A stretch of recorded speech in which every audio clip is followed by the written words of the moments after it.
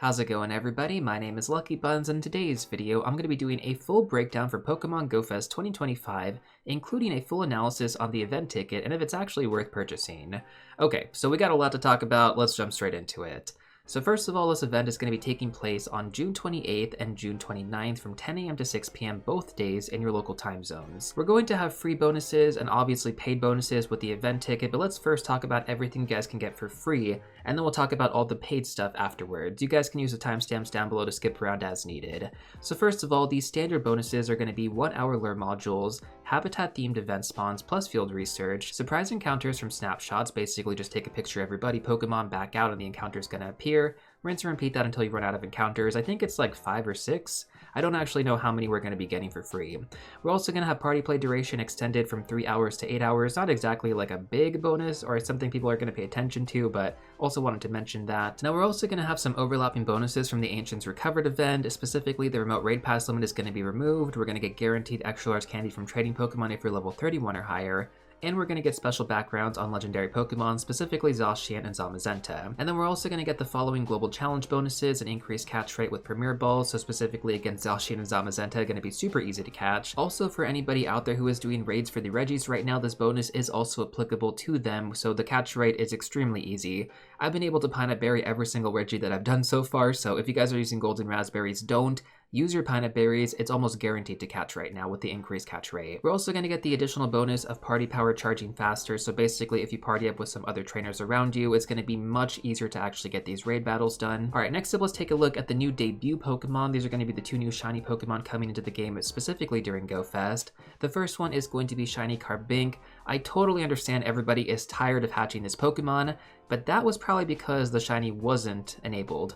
Now that the shiny is enabled, I guarantee people are going to want to start hatching Carbink again. But yeah, it's going to be debuting during this event in the wild spawns, and we're also going to get access to shiny Frigibacks. If you happen to get shiny Frigibacks early on, just know it's going to be a pretty cool flex for the next year until we eventually get the comm day for it, which is most likely going to be in June 2026. Next up, let's talk about the featured raid battles over this weekend. So first of all, in 1-star raids, we're going to get access to Frigibacks along with Costume Pikachu, Instinct, Valor, and Mystic variants. And then in 3-star raids, we're going to get access to Costume Phalanx, which I think is super cool.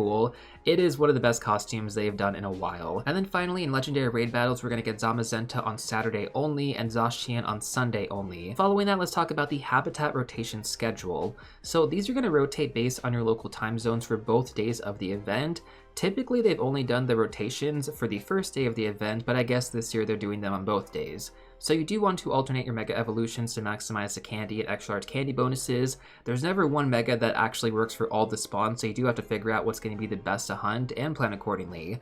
We're going to talk about this more in my best Pokemon to hunt video, so don't worry, you don't have to figure this out yourself. We'll spend some time analyzing that in that video. Now, as far as the habitat spawn specifically, in the Moonless Volcano, we're going to get access to Houndour, Numel, Duskull, Gothita, Golett, Fletchling, Flabebe the Red Flower, Skrelp, Fuecoco, and then for the rare spawn, we're going to get Carbink. In the Galvanic Dojo, we're going to get access to Machop, Electabuzz, Teddiursa, Scraggy, Chespin, Flabebe the Yellow Flower version, Pancham, Dedenne, Crab Brawler, and then for the rare spawn, we're going to get Mienfoo. In the Hypnotic Tundra, we're going to get access to Alolan Sandshrew, Swinub, Spiel, Piplup, Snover, Munna, Elgium, Flabebe the Blue Flower, and then Bergmite. And then for the rare spawn, we're going to get access to Frigibacks. Now finally, in the Face Swamp, we're going to get access to Clefairy, Tentacool, Mawile, Gulpin, Venipede, Poplio, Marini, Morlul, and then for the rare spawns, we're going to get access to Togetic, and then Flabebe the Orange Flower. Now additionally, there's also going to be all-day Saturday and all-day Sunday spawns, which are not going to be exclusive to the Habitat spawn, so let's go over those next. So on Saturday, we're going to get access to Chansey, Skarmory, Larvitar, Shieldon, Shelmet, Vullaby, Oranguru, and then for the rare spawn, we're going to get access to Goomy. Now on Sunday, we're going to have Galarian Farfetch, Cubone, Ralts, Carablast, Pawniard, Dino, Passimian, and then for the rare spawn, we're going to get access to Jangmo-O. Once again, all these Pokemon are going to be covered in way more detail in my best Pokemon to hunt video. We're going to go over all the meta relevance, all the best Pokemon you actually want to pay attention to, so stay tuned for that. But as of right now, let's take a look at our next pool of Pokemon, which is going to be the special 2km and 5km eggs. These Pokemon were just recently announced, so as far as the 2km eggs go, we're going to have access to Carablast, Shelmet, Golett, Pawniard, Vullaby, Pancham, Oranguru, Passimian, And then when it comes down to the rare hatches, we're going to have all the Flabebe, the blue, orange, red, and yellow flowers. Next up, when it comes down to 5-kilometer eggs, we're going to get access to Togepi, Torkoal, Pachirisu, Mienfoo, Skiddo, Carbink, Gumi, Klefki, Jangmo-o, and Frigibax. Now when it comes down to these eggs, I really don't recommend using incubators during this event. That is my own personal take. You guys can totally use them if you want to. I just do not see the value because most of these spawns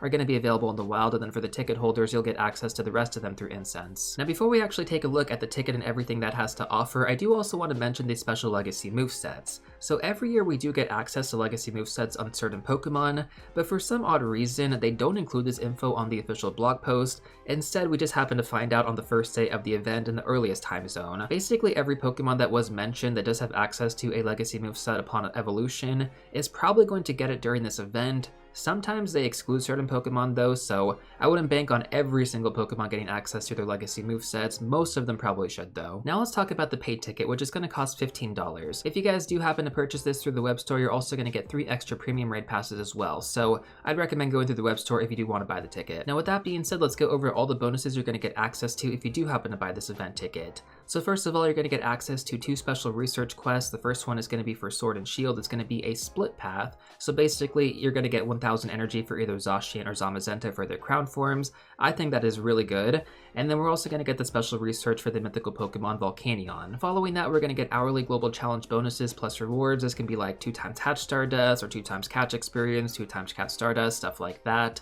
We're also going to get habitat-themed collection challenges. Those are pretty fun to complete throughout the event. You guys do need to get these done as soon as possible, though, and claim those rewards, otherwise you will lose them. Next up, we're going to have special regional Pokemon featured during this event from incense spawns. So from the Moonless Volcano, we're going to get Torkoal. From the Galvanic Dojo, we're going to get Skiddo. From the Hypnotic Tundra, we're going to get Pachirisu. And then finally, from the Phase Swamp, we're going to get Klefki. Now, unfortunately, the shiny is not going to be available for Klefki during this event, which is a bit unfortunate, but I guess it's also pretty typical for GoFest. There's always like one Pokemon that's kind of like a new global regional, and this just happens to be it. On Saturday, we're going to have the Unknown Spelling Out Shield, so S-H-I-E-L-D, and then on Sunday, we're going to get the Unknown Spelling Out Sword, so S-W-O-R-D. The only Pokemon here that can't be shiny is going to be the W form. I don't know why they didn't enable that one, but I guess it just must be really rare and they're saving it for something. Kind of weird if you ask me, just because during an event like this, all the Unknown do have the chance to be shiny. I guess technically in the past they did exclude some of them, I just don't really understand the reasoning behind it. You're also going to get 9 orange raid passes on both Saturday as well as Sunday, so that's going to be 18 in total across both days.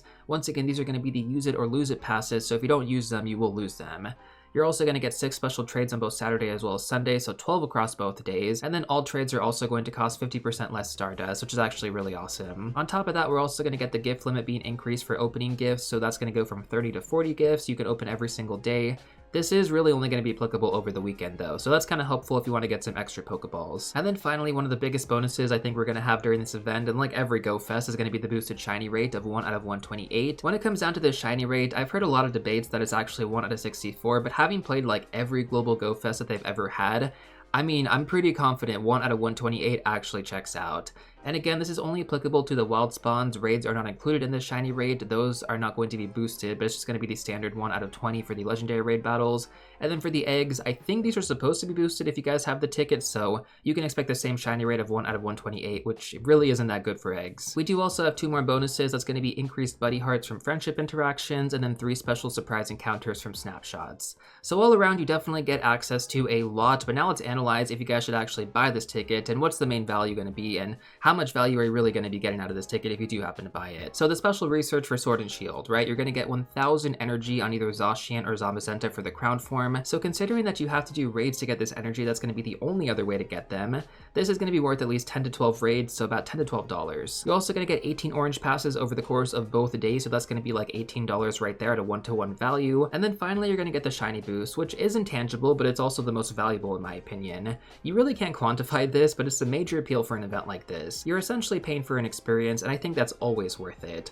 At the end of the day though, guys, RNG is still RNG, and you're not going to be guaranteed to get a certain number of shiny Pokemon just because you do happen to buy this. You're still going to have to grind through as many spawns as possible if you do want to end up getting good results. So just because you buy this ticket and you get that shiny boost, do not expect to get like tons of shinies like all the YouTubers do out there. Most of those YouTubers grind pretty hard during these events, myself included. Now additionally, we do have the special research for Volcanion, which is basically going to be given to everybody next year. here if we follow previous patterns, so not really that much FOMO when it comes down to this guy. Now we do also have the incense spawns, which I guess could be kind of considered like a main value aspect instead of an additional value.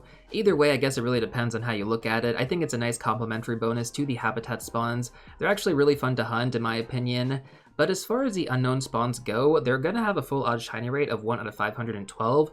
Even though we are going to get the shiny boost for basically every single other wild Pokemon, these are for whatever reason excluded. And I think that's because they're some of the rarest shinies to get in the entire game, because they're only featured during special events like this. I believe the regional Pokemon that are going to be featured through Incense are going to be shiny boosted like everything else though, so as far as those go, fair game. But as far as the unknowns go, if you do happen to get a shiny, just know that is incredibly rare. And then of course we also have the collection challenges, 12 special trades, discounted trades, gift limit being increased buddy hearts, and 6 snapshot encounters.